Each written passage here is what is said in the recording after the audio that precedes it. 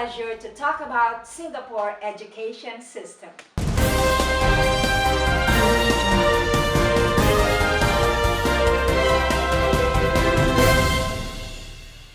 Singapore is one of Asia's impressive and great success stories, transforming itself from a developing country to a highly modern industrial economy in one generation alone. During the last decade, Singapore's education system remained consistently at the top or near the top of most major world education ranking systems. How has Singapore achieved this phenomenal success so quickly and was able to sustain it?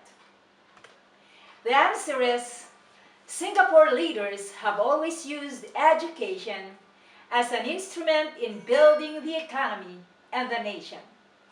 Singapore leaders have always believed that the key to making the nation's economic progress is education. If children will be educated competently from their childhood up to their college education and will be given competitive and skillful employment, the nation and its economy will be automatically successful.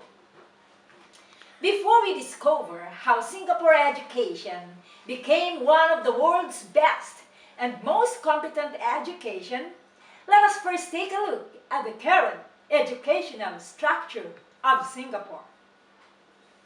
In Singapore's education system today, preschool or kindergarten is optional and mostly operated by private individuals or groups. But 6 years of primary education and 4 to 5 years of secondary education are compulsory. Secondary is followed by 2 years at junior college, polytechnic, or the Institute for Technical Education, or ITE. Primary education consists of a 4-year foundation stage in which all students follow a common curriculum that emphasizes English, mother tongue language, and mathematics. Science is introduced from primary 3. Other subjects taught in primary school are civics and moral education, social studies, health, physical education, art, and music. At the end of primary 6, all students sit for the primary school leaving examination in English, mathematics, mother tongue language, and science. Based on the results of this examination, students are admitted to the secondary school with 3 courses. First, express course, where 60% of the students are admitted. Second, normal academic course, where 25% of the students are admitted. And third, normal technical course, where 15% of the students are admitted. Students in the express course follow a 4-year program ending in the General Certificate of Education or GCE O-level exam. On the other hand, students in the normal academic course follow a 4-year course ending in GCE N-level and may sit for O-level in year 5. Lastly, the normal technical program prepares students for technical higher education jobs or the post-secondary ITE after a 4-year program leading to the GCE N-level.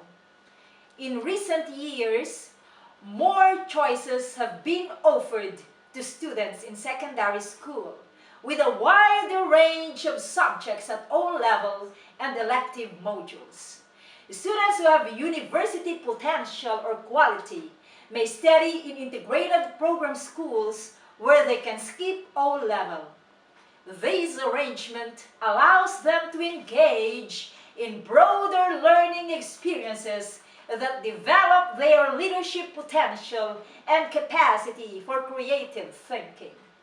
Schools specializing in sports, art, mathematics, and science are also available, as well as a small number of independent schools.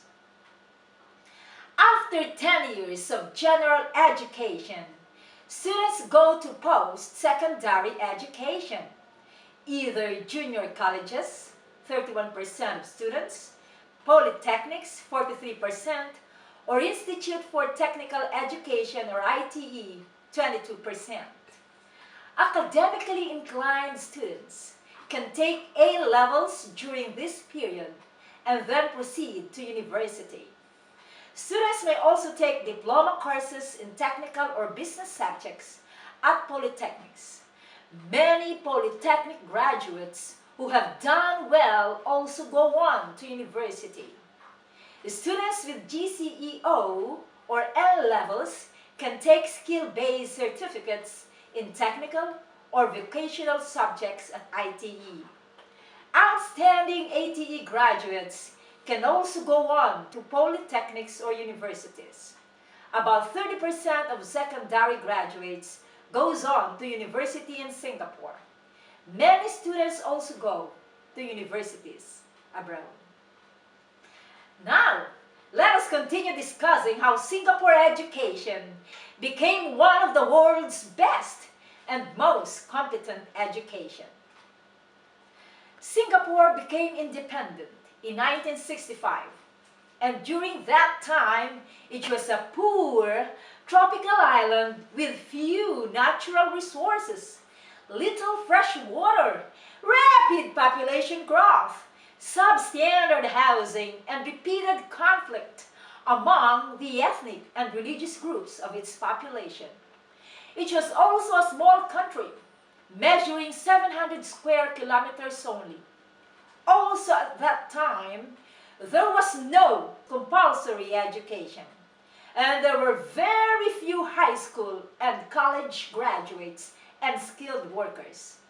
But today, every child or all children in Singapore receive a minimum of 10 years of education in the country's 360 schools. Singapore students were among the top in the world in mathematics and science on the trends in International Math and Science Study, or TIMSS, in 1995, 1999, 2003, and 2007. They came forth in literacy in the 2000 Progress in International Reading Literacy Study, PIRLS. Furthermore and more importantly, Singapore was one of the top performing countries in the 2009 Program for International Student Assessment, or PISA survey, the first PISA survey in which it participated, and it also topped the 2012 PISA results.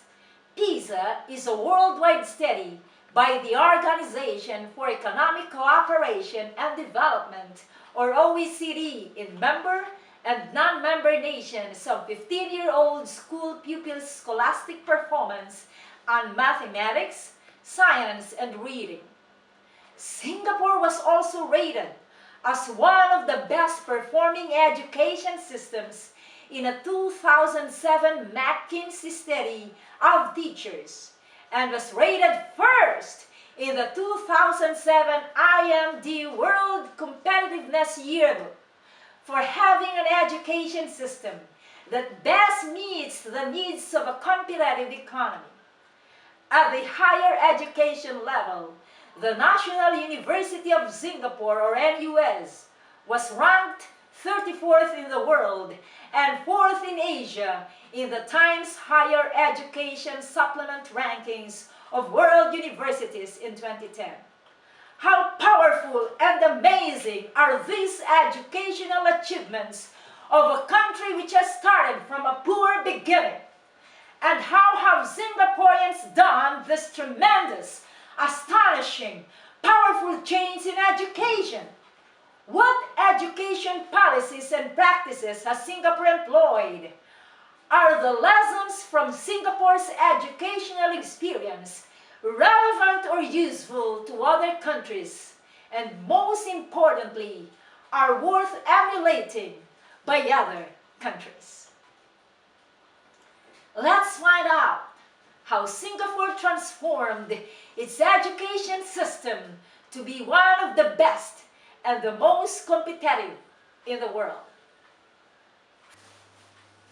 Factor number 1, integrated planning system. Singapore government leaders systematically plan what will be the specific jobs and skills their economy will need in the next 10 or 20 years. The Ministry of Manpower will identify specific jobs and relay them to the Ministry of Education. The Ministry of Education and the institutions of higher and post-secondary education then use these job and skill projections to inform their own education planning, especially for universities, polytechnics, and technical institutes.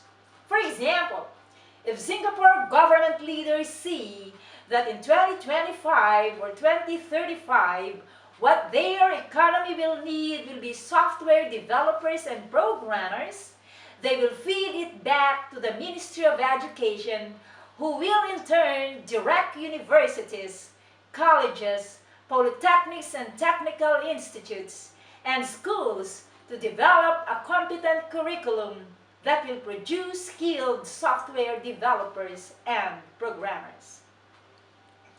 Other countries seldom do this planning and coordination.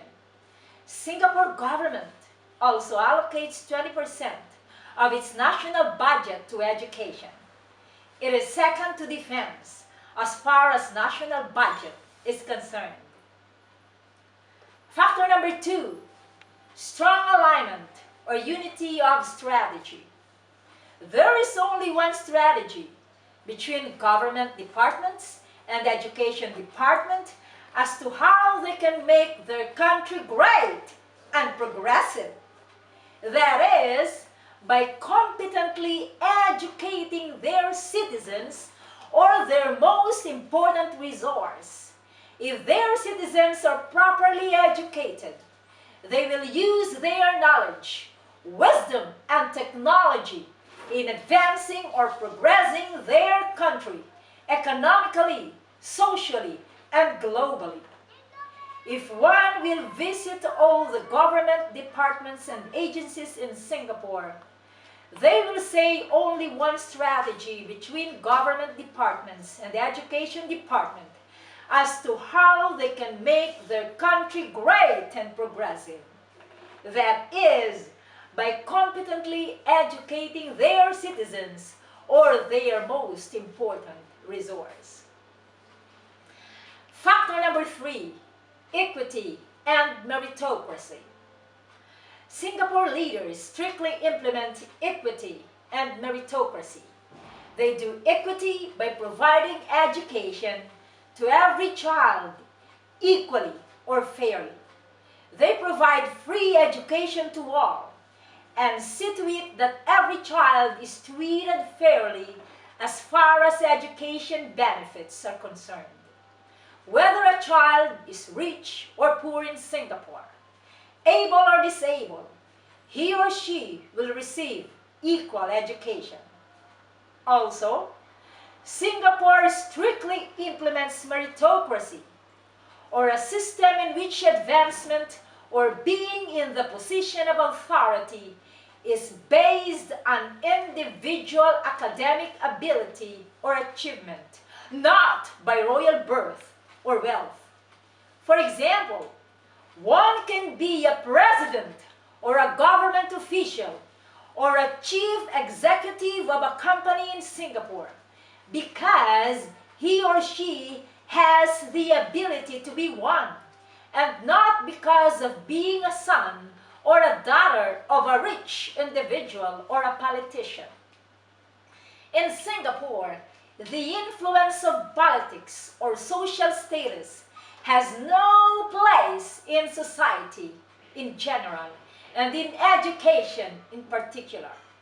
Everyone is equal and is given the opportunity for advancement through ability and hard work. Factor number 4, strong support to underachievers by the government. There is a very strong social and economic support from the government to the children and youth who do not achieve well academically. Singapore government identified that underachievers in their country come from single-parent families. Instead of ignoring this bad situation, the government provided social and economic support to single-parent families by giving them decent houses, stable jobs, and special education benefits like tutorials and other intervention procedures that will help the children and youth of the single parents to achieve slowly but surely. This approach proved to be successful as the government builds more assets than liabilities. Factor number 5, strong focus on mathematics, science, and technical skills. Singapore's solid foundation in mathematics and science for all elementary students is one of the reasons their students are successful later in life. Students have mathematics and science specialist teachers in both elementary and secondary. And in tertiary level, more than half of the courses are oriented towards science and technology. This is why Singaporeans excel in mathematics, science, and technology that serve as their edge against other Asian students and students in other parts of the world. Factor number 6, high quality and high-paid teachers. Singapore has successfully developed a comprehensive system for selecting, training, compensating, and developing teachers and principals to create tremendous capacity to deliver education at its excellence or best. First, interest in teaching is deeply and properly instilled among students even in secondary level yet, motivating in the right direction high school students to choose teaching as their profession. Second, education leaders carefully select prospective teachers from the top 1/3 of the teachers' graduating class. Third, all teachers undergo a rigorous training in the Singapore curriculum at the National Institute of Education, or NIE, before they start teaching at any level. Fourth, teachers are provided high salaries that will give them decent, satisfied lives. Fifth, teachers receive and benefit highly from professional trainings and development that the government continuously provides, making them equipped with best education knowledge, technology, and practices that will make their students as equipped as them. Factor number 7, or last factor, continuous improvement system. Although Singapore education system is one of the world's best and most competent, it has never stopped searching for and conducting best education practices that will improve its education on and on to excellence. First, Singapore's mathematics curriculum was developed after reviewing mathematics research and practice from around the world. Second, the Ministry of Education personnel visited the United States and other countries to examine language teaching. Lastly, the Ministry of Education personnel also visited Hong Kong, Australia, Scotland, and Sweden to examine new kinds of assessments. In short, Singapore never stops doing international or global benchmarking of best education standards and practices so it can implement the same with their students. These are the factors that caused Singapore education system a phenomenal, impressive, powerful success. Today, Singapore is a tremendous global center of trade, finance, and transportation. Its dominant transformation from third world country to first world in one generation alone, and from a poor to one of the best economies in the world, is one of Asia's and even world's great and powerful success stories. This, the Singaporeans were able to do through believing that education is the key to national progress, that education will surely bring a country and its people to the summit of success. The small yet terrible, robust country of Singapore maximized all its effort in providing its people its most important resource, a highly competent education that benefits the family, society, community, and country.